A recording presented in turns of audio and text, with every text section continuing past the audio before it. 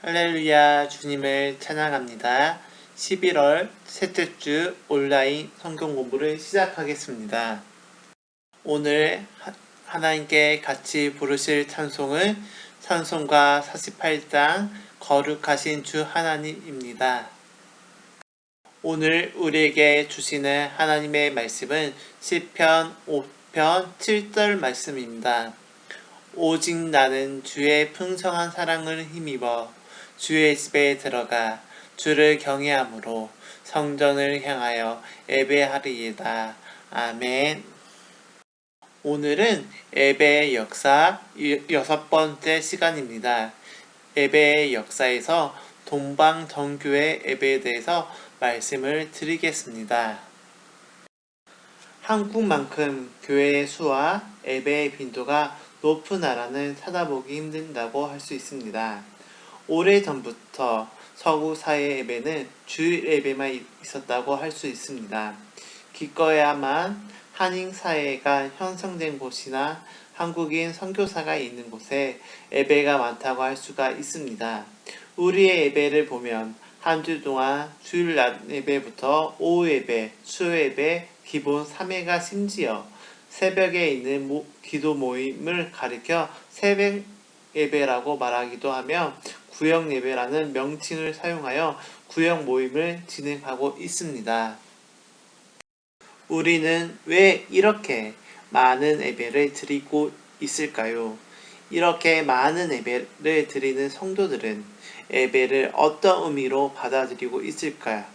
많은 사람들이 예배를 통해 하나님의 은혜를 체험하며 예배의 설교를 통해 하나님의 뜻을 알아간다고 말합니다.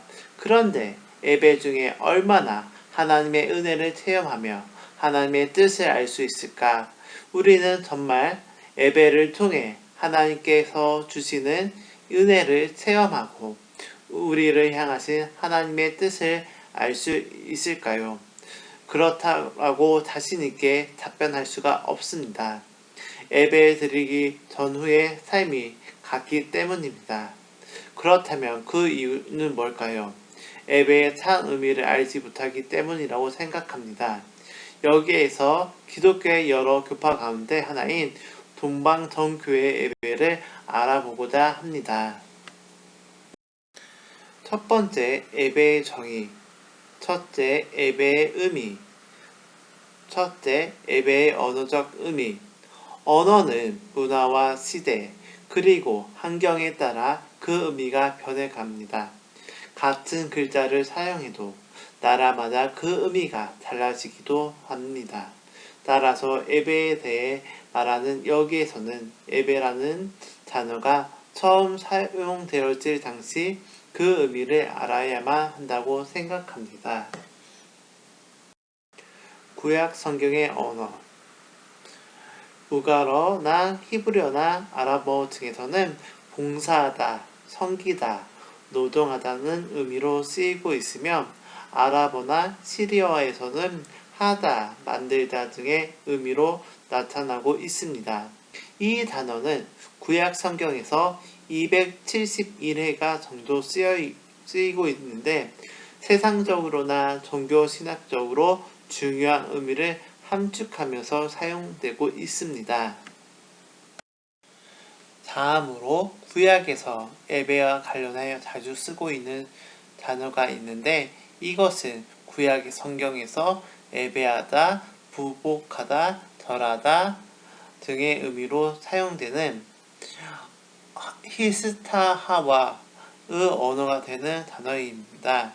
히스타하와는 구약에서 약 170회가 나오고 있는데 모세오경 45회, 역사서 55회, 예언서 31회, 시편 17회, 역대기야와 느헤미야 17회, 룻기야와 에스더와 욥에서 5회입니다.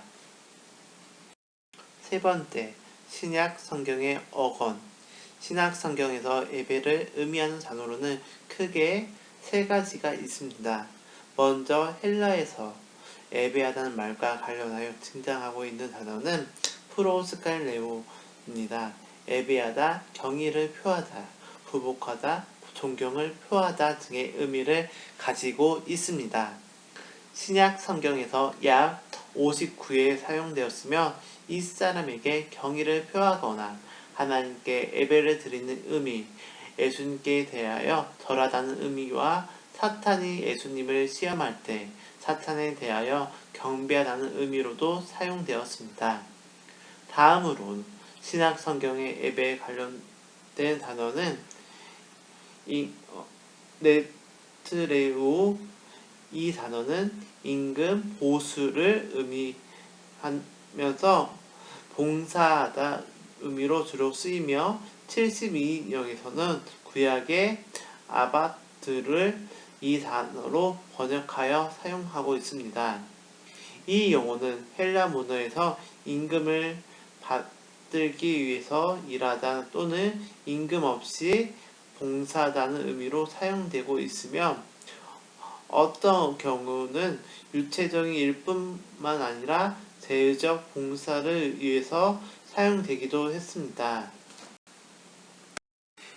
헬라어로 예배와 관련된 또 하나의 단어는 레이로 아우트레오, 이것은 백성 또는 국가 공동체를 의미하는 헬라어 레이티오스와 이를 의미하는 엘렉온의 합성어로서 섬기다는 의미를 가지며 명사형은 레티아우스 기아로서 봉사나 섬김을 의미합니다. 이 용어는 구약에서는 주로 성전에서 제사장이나 레위인들의 봉사 사역을 일컫는 말로 사용되다가 후기에 와서는 봉사의 개념에서 영성화하는 면에 볼 수 있는데, 기도를 하나의 희생 제사를 해석하고 있는 것에서 발견할 수가 있습니다. 신약 성경에서는 타인에 대한 봉사, 국정인 직무, 천사들의 사역, 그리스도께서 대제사장으로서 성소에서 행하신 직무적인 의미에서 제의적인 의미로 사용되고 있습니다. 네 번째, 예배의 정의. 이의 내용과 예배라는 단어는 그 의미로 다양하고 또한 여러 종교에서 다양한 형태의 예배가 존재하기 때문에 예배가 기독교의 것이라고만 볼 수는 없습니다. 그렇다면 기독교 예배의 다른 점을 어디서 찾아 정의해야 할 것인가? 기독교는 하나님께서 죄에 빠진 인류를 구원하여 주셨음을 믿는 종교입니다. 구원이란 죽음의 현장에서 아우성 치는 사람 또는 죽어버린 사람을 구출하여 영원한 생명의 세계로 인도한다는 뜻입니다. 이런 의미에서 기독교 예배는 전인적인 간격 속에서 자신이 받은 거대한 은총의 주인 앞에 나와 감사와 보답의 표현을 그 목적으로 하고 있습니다. 정교회 신학자인 프로로포스키 교수도 기독교 예배는 하나님의 부르심과 그리스도의 구속적 행위에서 정정을 이룬 그분의 전능하신 행위에 대한 인간의 응답이라고 주장하고 있습니다. 따라서 기독교에서의 예배는 예배를 통해서 하나님께로부터 무언가 새롭게 받으려는 것이 아닌 이미 받은 것에 감사드리기 위한 것이라고 보아야 합니다. 둘째, 동방정교회의 탄생 과정. 첫째, 교회의 탄생. 예수 그리스도의 승천 이후 교회가 생겨났습니다. 각 지역에 세워진 교회들은 생겨난 과정이 다르고 문화도 지역마다 약간의 차이가 있었습니다. 하지만 초기 기독교에서 교회는 자신을 일컬어 하나이며 거룩하며 보편적이며 사도적인 교회라고 불렀습니다. 이 말에는 교회가 이루어야 할 의미가 정확히 함축되어 있다고 볼 수가 있습니다. 시대가 흐르고 변해도 교회는 서로 간의 본질에서는 일치를, 비본질에서는 자유를, 그리고 양자 모두에게 사랑의 모토 아래서 협력과 경쟁을 지속하며 성장해 갔습니다. 둘째, 기독교가 로마의 국교가 되기까지 교회가 탄생하고 당시 세계를 지배하던 로마까지 복음을 전하던 기독교는 박해를 받고 수많은 순교자가 생겨나게 되었습니다. 하지만 AD 313년 로마 제국의 서쪽을 감장하던 콘스탄티누스 황제가 로마 동쪽을 감장하던 루키니우스 황제와 함께 종교적인 예배나 제의에 대해 로마 제국의 중립적인 입장을 취한다는 내용의 포고문인 밀라노 칠령을 공포하면서 로마에서 그리스도에 대한 신앙의 자유롭게 가질 수 있었습니다. 뿐만 아니라 밀라노 칠령의 내용에는 어떤 위협이나 사기 등의 통해 지불이나 대가 없이 몰수한 그리스도교인들의 재산은 모두 돌려줄 것이다 라는 내용을 포함시키므로 교회가 세상에 복음을 전할 걸림돌을 제거할 수 있게 되었습니다. 하지만 밀라노 칙령을 통해 기독교가 공인받았지만 이는 모든 종교가 그 신앙에 대해 자유를 주었을 뿐 국민들이 기독교 신앙만을 갖게 만든 것은 아니었습니다.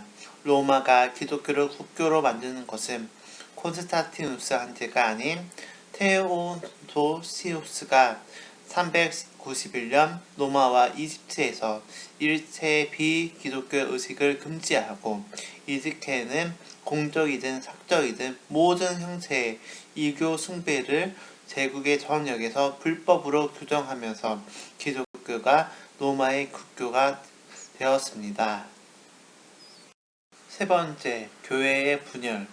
교회가 성장함에 따라 하나였던 교회는 안디오, 알렉산드라, 콘스탄티노플, 예루살렘, 로마 5개의 교회와 지역의 중심으로 5개의 교구를 형성하며 복음을 전하고 성장해 나갔습니다. 그러자 313년 기독교 공인 이후 천두한 로마 수도인 콘스탄티노폴리스의 중심으로 이들은 하나의 유기적인 기독교 공동체를 형성하면서 세계 공의회를 통해 그리스도교의 기초가 되는 교리와 전례를 공식으로 제정하고 완성함으로써 하나의 교회로 유지되었습니다. 그러나 1054년 하나의 교회에서 로마 교회가 이탈하여 콘스탄티노플을 중심으로 한 4개의 교회 연합이 되었습니다. 이렇게 연합된 4개의 교회가 동방의 기독교로 전 교회를 이루고 지금까지 그 역사를 이어오고 있으며 이때 이탈된 로마 교회는 서방의 기독교로 로마 카톨릭 교회로 지금까지 이어져 오고 있습니다. 세 번째, 4세기 이후 동방교회 예전. 콘스탄티누스 황제가 기독교를 공인하면서 기독교의 영역이 급팽창하는 시대가 오게 되었습니다. 이후 개인 가정이나 동굴을 찾아 분산되었던 그리스도교 무리들이 한 곳에 모이게 되었고 이들을 수용하기 위하여 대성전을 건축하는 등 교회의 이치가 점차 확장되어 갔습니다. 신앙의 자유를 되찾게 되다 교회는 급속도로 성장하였으며 여러 신도들을 통하여 자신의 신학을 규정하고 보다 확고한 형태의 예배를 발전시켰습니다. 그러나 갑작스럽게 확장되어 버린 기독교는 지역적으로 분할이 불가피했고 그들의 특성에 따라 신학적인 교리의 성립을 허용해야 했으며 예배의 형태도 곳에 따라 각가의 특수성을 인정치 않을 수 없었습니다. 따라서 지금까지 유종적이었던 예배의식은 이때까지 정립되어지기 시작했습니다. 첫째, 클레멘트의 예전. 동방교회에서 완전한 예배 형식을 갖춘 예전으로서 현재 보존되어 있는 최초의 것은 AD 380년경에 작성된 사도구약의 제9권에 나오는 멜레멘트 예전입니다.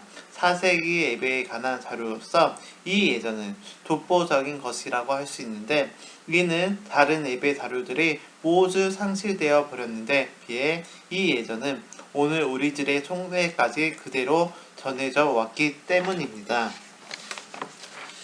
동방정교회가 따르는 클레멘트 예전의 순서는 그 내용을 살펴보면, 예전을 진행할 때 주교가 지휘하였고 주교는 부제들에게 지시하며 부제들은 주교의 지시대로 예배의 자리에 나온 자들을 제취하였습니다.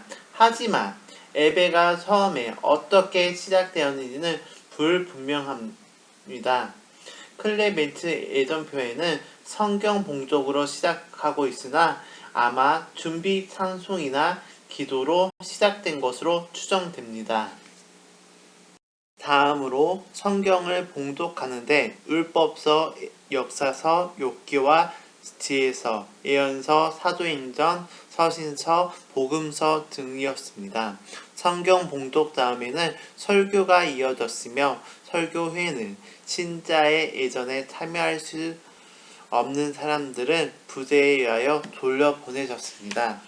신자의 예전은 부제의 연도로 시작되었는데 세계 평화, 번영, 성교회를 위해 교구와 감독들, 목회자와 지도자, 병든 자들, 갇힌 자들, 어린이들과 모든 사람을 위해 기도했습니다. 그리고 평화의 인사가 이어졌습니다. 그 다음에는 봉헌이 뒤따릅니다. 봉헌은 주교가 손을 씻으면서 시작하고 부제장이 선찬제 앞에 제단 보호막을 친 후 부제들이 예물을 선찬제에 있는 주교에게 가져옵니다. 그러는 동안 주교는 묵상 기도를 드린 후 제의를 읽고 선찬제에서 회중을 바라보고 서서 십자가 송호를 그으면서 회중들에게 사도의 은총을 선언하면서 인사합니다. 이 선찬 기도에 대해 주테스는 이렇게 묘사합니다. 선찬 기도는 우리가 감히 가까이 할 수 없는 하나님의 위엄으로부터 출발하여 그분의 피조물 위에 베푸신 은혜를 살피면서 자연과 은총의 경이로움에 열거하고 옛날에 맺어주신 계약의 이대함을 나타내면서 마지막으로 하나님의 영이 거하시고 천사들이 영원한 찬송을 부르는 신비로운 성소를 돌아가 끝을 맺고 있다. 이렇게 기도가 끝나면 회중들이 합창단 함께 찬양하고 잠시 침묵의 시간을 갖습니다. 주교는 다시 중복 기도를 드리는데 이 기도는 자연스럽게 선창 기도와 연결됩니다. 기도가 끝나면 회중은 아멘을 합니다. 주교가 회중들을 볼 수 있도록 떡과 단을 들어 올리고 거룩하시도다 하면 회중들은 거룩하시도다 주 예수 그리스도여 하나님 아버지께 영광과 축복이 영원하시도다 아멘이라고 응답합니다. 곧 이어 지극히 높은 곳에는 하나님께 영광이라는 찬양이 노래되고 호산나와 축복성이 불러집니다. 그리고 성체 분할이과 함께 배찬과 선만차 참여가 이어졌습니다. 선만차에 참여하는 순서도 있습니다.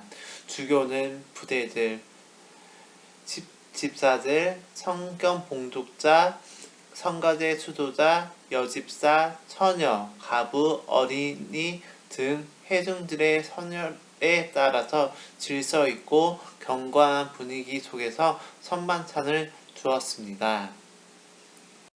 이때 주교는 떡을, 부제는 단을 주었는데 선찬에 참여하는 회중들은 제단 앞으로 나와서 선찬을 받아야 합니다. 성찬이 진행되는 동안 시편 34편이 낭독되거나 노래로 불러지며 그 내용은 너희는 주님의 선하심을 맛보아 알지어다는 내용입니다. 성찬이 마치며 함께 감사 기도를 드립니다. 마지막으로 부제가 기도를 인도하며 주교가 마무리 기도를 합니다. 마지막으로 부제의 명에 따라 회중들이 머리를 숙인 가운데 주교가 마지막 간복 선언을 하고 찬양으로 끝을 맺으며 예배를 마칩니다. 동방교회 예배는 구원 역사의 상징적 묘사로서 주일 예배를 통해 영원한 말씀이신 그리스도께서 역사 가운데 참여했다는 구원 계시의 역사를 재현하려고 했습니다. 두 번째, 5세기, 6세기 동방교회 예배의식. 기독교 복음 전파로 인해 여러 지역에 교회가 세워지고 안디옥, 알렉산드리아, 콘스탄티노플, 예루살렘, 로마 등 문화가 다른 지역을 중심으로 교회가 발전하게 되었습니다. 지역뿐 아니라 한 교회 안에서도 예배의 의식들의 약간의 변화와 차이가 나타나기 시작했습니다. 하지만 그 근원이 같은 곳에서 형성되었기에 거의 유사한 면을 보이고 있습니다. 7세기가 지나면서 동방교회의 모든 예배 의식들은 고정되었으며 실제로 그 이후에는 어떤 변화도 일어나지 않았습니다. 그러나 가장 간단하면서도 실용적인 기독교 권위 예배는 세 분류로 나눌 수 있는데 곧 안디옥, 알렉산드리아, 로마의 예배 의식들입니다. 첫째, 안디옥 계열, 사도 규약, 빈단티 의식, 성 바질의 예전, 성 클리소스톤의 예전, 예루살렘의 의식, 성 야고보의 예전, 시리아 예배 의식들, 페르시아 예배 의식들. 사도 구약에 있는 예배 의식은 안디옥 계열의 예배 의식에 있어서 원조와 같은 것입니다. 이때 처음으로 예배 의식이 정형화된 것이 성 바질의 예전인데 이 예전은 지금도 동방정교회에서 사순절 기간이나 성찬절 전야, 주연절, 성 바질 축일 등에 사용되고 있습니다. 성 크리소스토의 예전은 현재 동방정교회 예배에서 정규적으로 사용되고 있는 예배 의식입니다. 이 예전은 성대 바실과 성 야고보의 성찬 예배가 거행될 때와 사순절과 성대전의 날들을 제외하고 평상시에 거행되고 있습니다. 성 야고보 예전은 주로 예루살렘에서 거행되며 매년 10월 23일에 성 야고보 사도의 축일과 12월 26일에 성탄절 다음날에 등 1년에 2번 거행되고 있습니다. 이 예배 의식을 근본으로 하여 네스토리안의 계통을 포함한 시리안 계열의 예배 의식들이 형성되어지게 됩니다. 알렉산드라의 계열, 사라피온, 성마가의 예전, 이집트와 에티오피아 예배 의식들. 사라피오 예배 의식이 정형화된 후 알렉산드라와 이집트에서 정규적으로 사용된 예배 의식인 성마가의 예전은 아직도 교회에서 성실리의 이름으로 동료 주일 전 금요일에 사용되고 있습니다. 이 예전은 성 바질에 의해 자리를 잡았는데 곱지 교회에서는 정규적으로 지금 사용되고 있으며 이집트에서는 말씀의 예전 시, 안디옥 쪽에서는 선만찬 예전 시에 사용되고 있습니다. 에티오피아 지역의 예전들 역시 성 바질의 예전에서 유래하고 있습니다. 세 번째, 로마 계열, 초기 로마 예배 의식, 갈릭한 예배 의식들, 누처교회, 개혁교회, 성공의 예배 의식들. 동방 정교회 예배의 특징은 키예프의 왕 블라디미르가 이 교도 일대 어느 종교가 참 종교인지를 알고자 하여 세계 여러 나라로 사신을 보냈습니다. 사신들은 각자 파송된 지역에 대한 보고를 하였는데 콘스탄티노플의 성 소피아 대성당에서 드려지는 성찬 예배를 참석하고 이런 보고를 하였습니다. 그때 우리는 하늘에 있는지 지상에 있는지 알 수 없었습니다. 왜냐하면 지상의 어느 곳에도 그같이 찬란하고 아름다운 곳을 발견할 수 없기 때문입니다. 우리는 그것을 다 묘사할 수 없습니다. 우리가 아는 것은 단지 하나님께서 거기 사람들 중에 계셨다는 것, 그리고 그들이 드리는 예배가 다른 모든 장소에서 드리는 예배를 능가한다는 것입니다. 우리는 그 예배의 아름다움을 잊을 수 없습니다. 이 보고가 의미하는 바 동방정교회 성찬 예배가 지니는 특색은 크게 5가지로 요약할 수가 있습니다. 첫째, 동방정교회 예배에는 천상적인 분위기가 있습니다. 성화상들은 하나님께 예배하는 보조 도구들입니다. 더 나아가 우리의 모범이신 예수 그리스도의 이미지, 즉 그의 생애, 소년기로부터 성인기까지, 그리고 성육신에부터 부활하심까지의 성화상들이 예비다들의 눈앞에 있습니다. 예비다들은 이런 성화상과 함께 예배를 드리게 됩니다.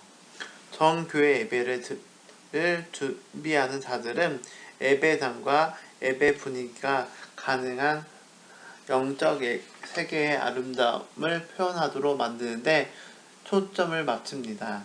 교회의 장식과 배열은 분명한 신학적 계획에 따라 배열되며 교회 건물 전체가 하나의 이대한 성화, 또한 하나님 나라 이미지를 이룬다. 성화, 프레스코와 모자이크 등 정교와 상층의 체계를 가지며 신학적이고 예배를 돕습니다.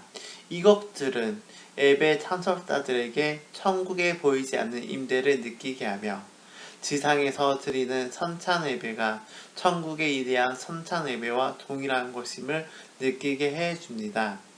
동방정교회 예배는 예배 의식의 세밀한 부분은 물론 예배 환경, 향, 촛불, 성화상, 건물 구조, 성체 성열, 성자들의 간, 성물 등 풍부한 상징과 함께 오감으로 드리는 예배로서 신비로운 분위기가 감돕니다. 둘째, 동방정교회 예배는 공동체적이고 대중적입니다. 정교회 예배는 성직자와 회중이 함께 수행하는 공통의 행위이며 회중은 예배의식 자체의 행위에 참여합니다. 회중은 십자성호를 긋거나 몸을 굽혀 절하거나 사제가 교회와 여러가지 세상에 필요한 일을 위하여 염도를 요청할 때 주여 불쌍히 여기소서로 화답함으로써 능동적 예배를 수행합니다. 셋째, 비록 예배 장소가 초라해도 신실한 자들이 선찬을 교행하기 위해 모일 때 그들은 하늘의 처소로 올려지는데 예배가 이루어진 곳은 지상의 천국으로서 거룩한 희생 제사를 드리는 곳에는 그 지역의 회중은 물론 보편교회, 즉 성인들, 천사들, 동정녀 마리아와 그리스도 자신이 임재한다는 우주적 예배의 성격과 하나님의 임재 체험을 중요하게 여깁니다. 서방교회와 그 강조점의 차이를 비교해보면 서방교회가 은혜의 수단으로서의 십자가에 초점을 맞춘다면 동방정교회는 주님의 부활과 현현을 중요하게 여겨 강조하며 은혜의 궁극적인 영생에 강심을 둔다고 할 수 있습니다. 넷째, 신화와 신비로운 동방정교회 예배는 하나님의 이대한 계시로 이끄는 신비가 들여져 있는데 요한 다마스커스는 사람들은 그리스도의 거룩한 몸을 받고 그의 피를 마시는데 비례하여 신의 성품에 동참하는 자가 된다고 하였습니다.